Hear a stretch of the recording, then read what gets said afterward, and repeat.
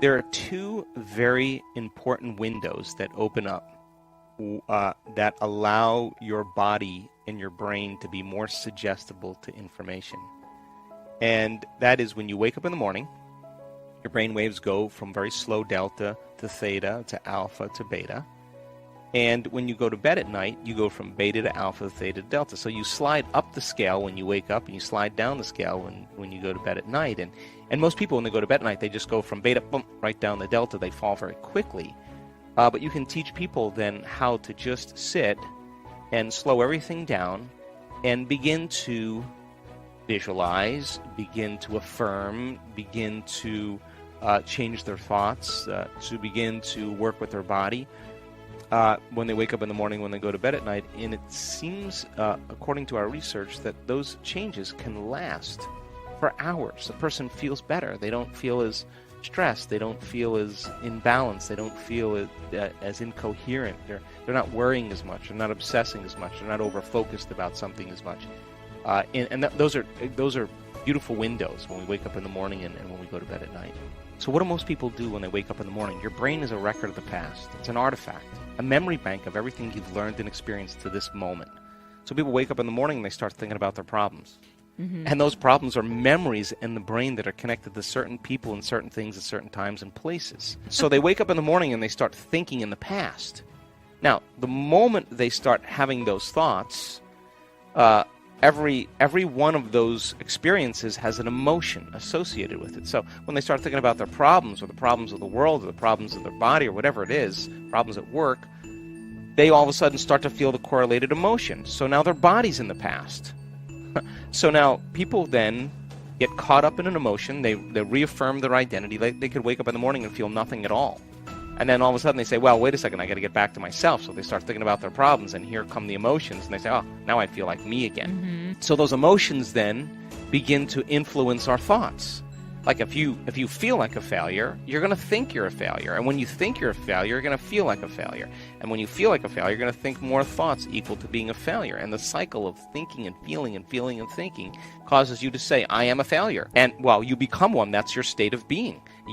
And the repetition of that process of thinking and feeling and feeling and thinking conditions the body to become the mind of that emotion. Now the emotion is stored in the body. Now the body's literally in the past. Mm-hmm. And the body, as the unconscious mind, doesn't know the difference between the actual experience that's creating the emotion and the emotion that you're creating by thought alone. Your body's believing it's in the same experience 24 hours a day, 7 days a week, 365 days a year. The body is still living in that past experience.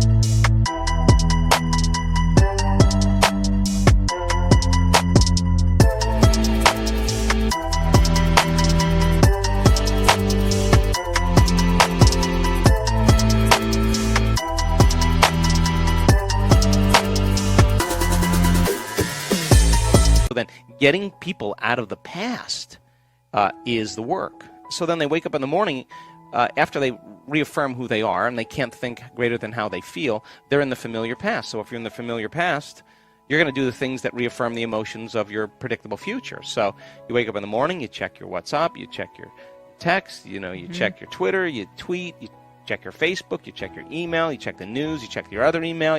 Now you are really connected to everything that's known in your life. And then you run through a series of routine behaviors. You move around your house the same way you always do. You do all the same things. You go to the same grocery store. You buy the same food. You shop the same way. You do all these, you watch the same TV shows, and people do this and for 10, 20, 30 years. Now, their body's on autopilot.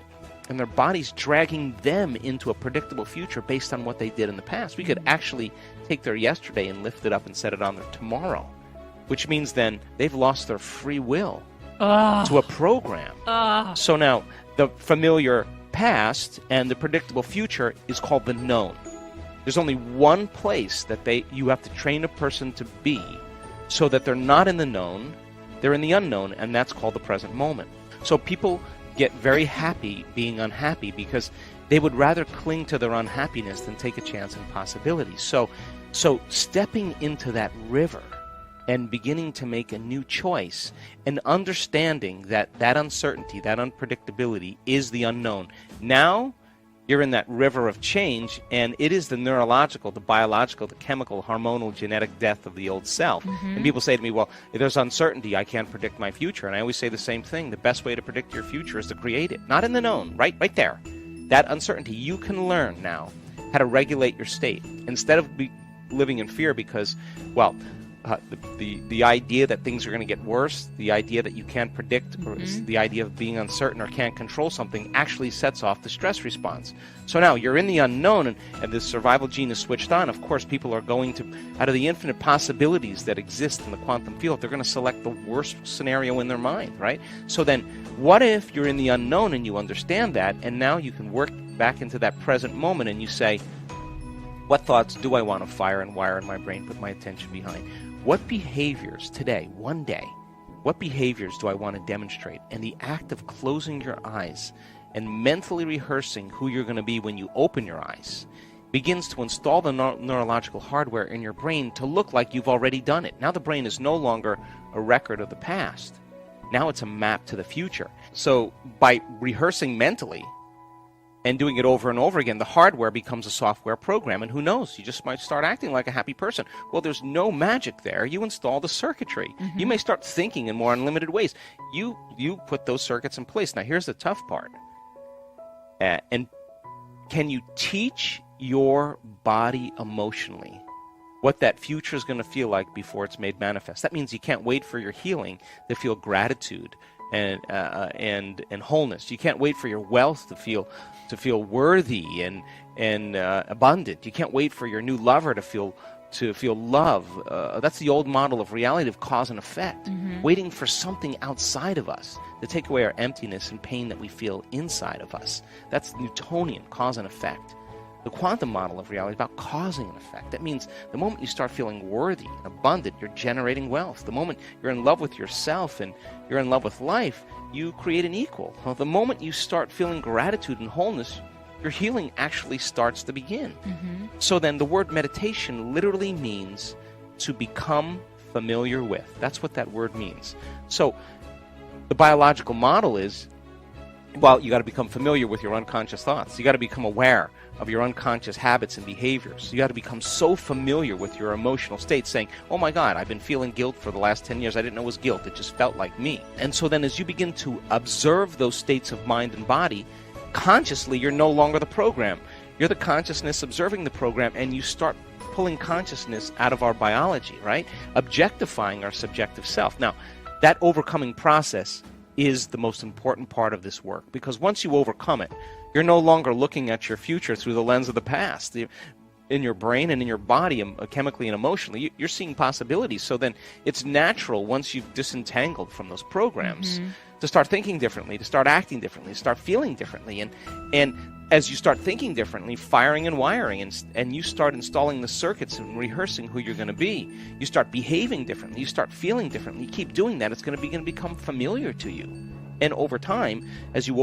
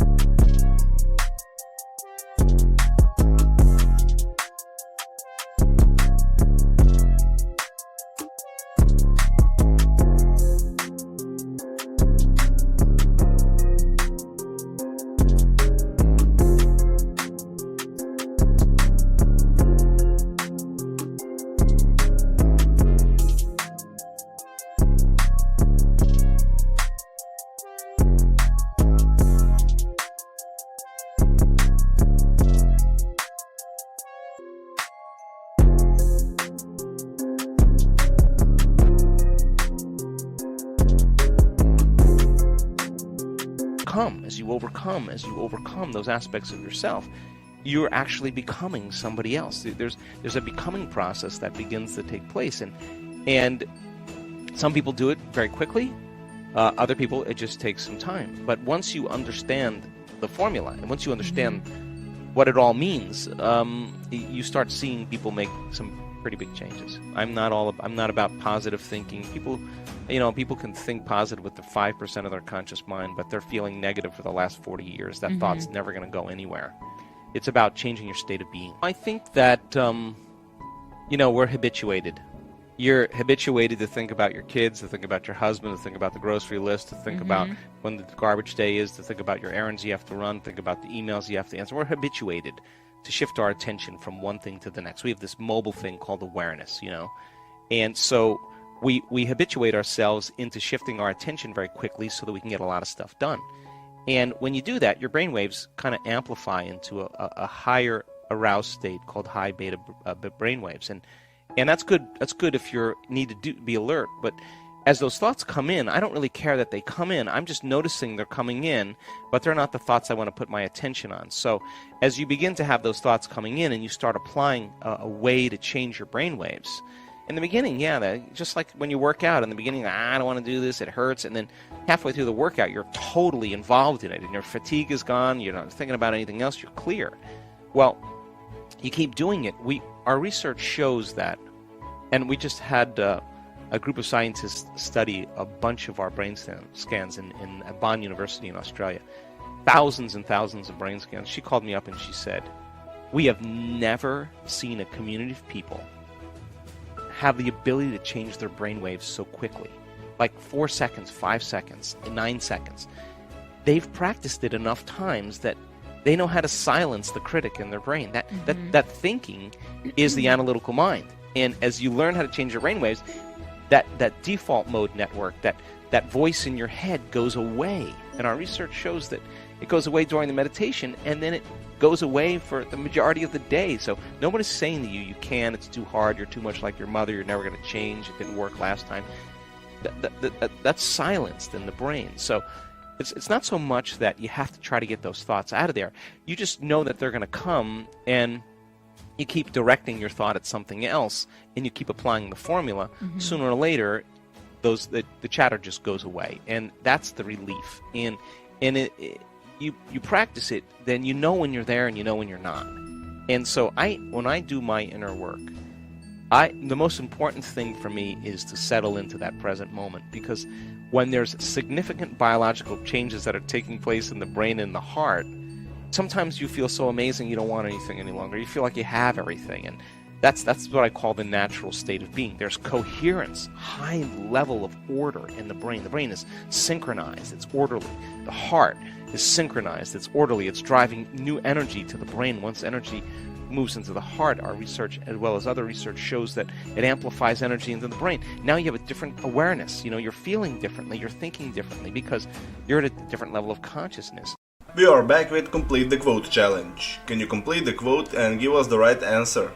All you need to do is to complete the quote or statement that we choose, and if you can do it first, you're the daily winner.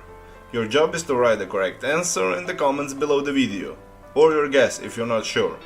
In the previous video we were looking for 2 words. The quote belongs to Dr. Joe Dispenza, and it goes like this. Can you believe in a future that you can't see or experience with your senses yet, but you've thought about it enough times in your mind that your brain has literally changed to look like the experience has? And the correct answer is already occurred.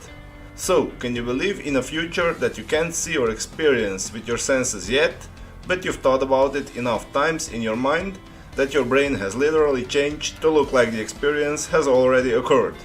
Congratulations to everyone with the correct answer. Today we are looking for 2 words, and the quote belongs to Joe Dispenza also. The quote goes like this. To be empowered, to be free, to be unlimited, to be creative, to be genius, to be divine. That is who? Write your answers in the comments below the video, and if you like this video, give your thumbs up and share it with your friends. Be the first one and win this challenge. Do you like this way of ending the videos? Tell me everything in the comment section. If you don't want to miss my new videos and challenges, subscribe and hit the bell button, and you'll be notified when my new video is published. If you really like what we do here and want to support us, you can join our channel and our community for a symbolic fee and gain many other additional features. You can do that by clicking the join button next to the subscribe button. or you can click on the link in description of this video. Stay good and have a great day.